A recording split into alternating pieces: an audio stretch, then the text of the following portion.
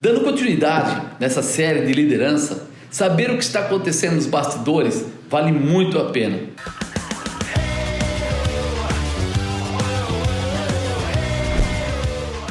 Evite aquela situação de constrangimento, evite aqueles momentos que talvez você não tenha controle. Nós sabemos muito bem que você, para poder trabalhar, tratar, desenvolver, preparar, estabelecer, você precisa saber primeiro o que está acontecendo. Muitas vezes as pessoas tomam atitude sem primeiro levantar, sem primeiro avaliar, sem primeiro reconhecer. E isso é muito importante, né?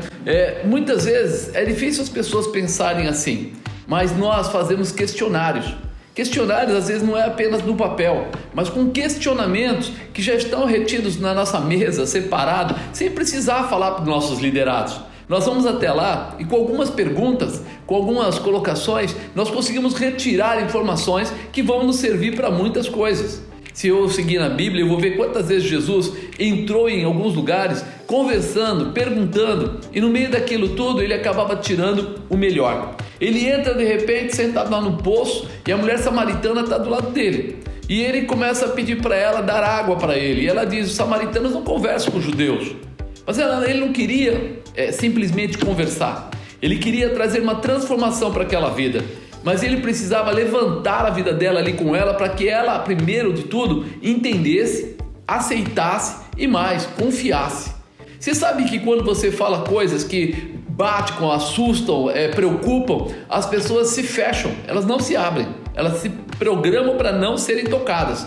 E isso é muito importante, você começar uma conversa de uma forma a conhecer, a ter informação para poder compartilhar. Muitas vezes você vai dar uma indicação de coisas que a pessoa já está fazendo.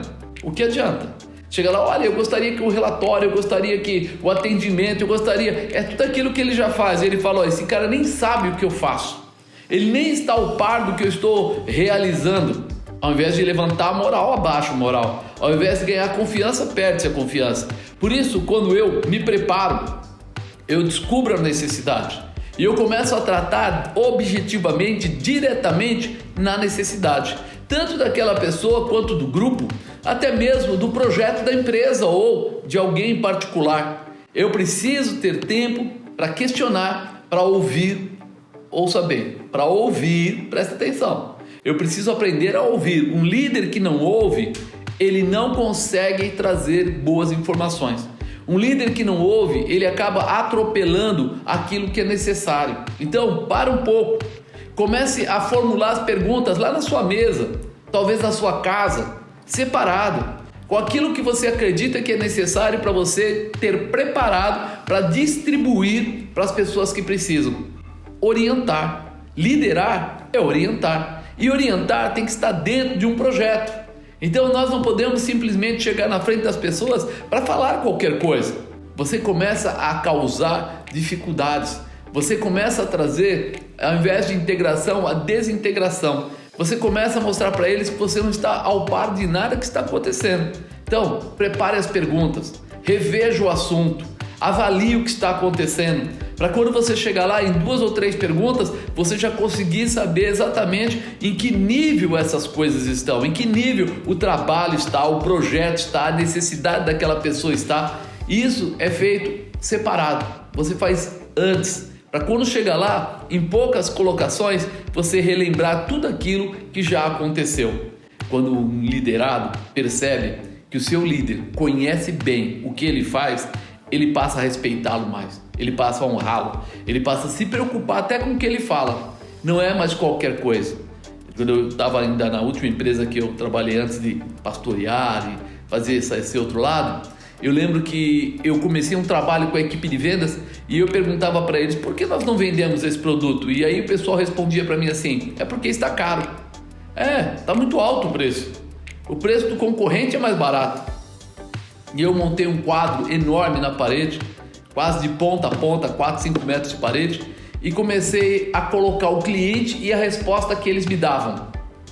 Depois de 2, 3 semanas, quando eu falava com eles, eles olhavam no quadro e viam que a resposta deles não mudava, que eles estavam simplesmente falando por falar, só para tentar colocar. E eu disse para ele, depois de tudo isso, você ainda não desenvolveu nenhum novo método para entrar nesse cliente, não avaliou nenhuma nova questão, não descobriu se a qualidade pode ser importante ou qualquer outra coisa. E dali em diante eles mudaram o perfil totalmente. Por quê? Porque eles perceberam que agora o líder deles conhecia o que eles falavam, conhecia as informações de 3, 4 semanas atrás. Eu mostrava para eles que estava lá, olha, veja, deixei bem claro, aonde os olhos de todos pudessem ver. A reunião tomou outro rumo e eles passaram a me trazer informações. Podemos sim atingir o cliente se fizermos isso, se fizermos aquilo outro. Agora eu tinha razão e motivo para poder transformar. No começo parecia uma briga a reunião. Ah, mas você não tem preço, está querendo vender? Você não tem preço, está querendo não sei o quê? Depois daquilo começou a ter maturidade. Então, ao invés de você criar climas de desconfiança, de quem é que está falando a verdade ou não, coloque para as pessoas verem o que você já conhece delas e o que você está disposto a fazer para que elas atinjam o objetivo. Não forme esses climas pesados de desconfiança, mas mostre para eles que você é aquela ajuda que eles precisam para alcançar o objetivo.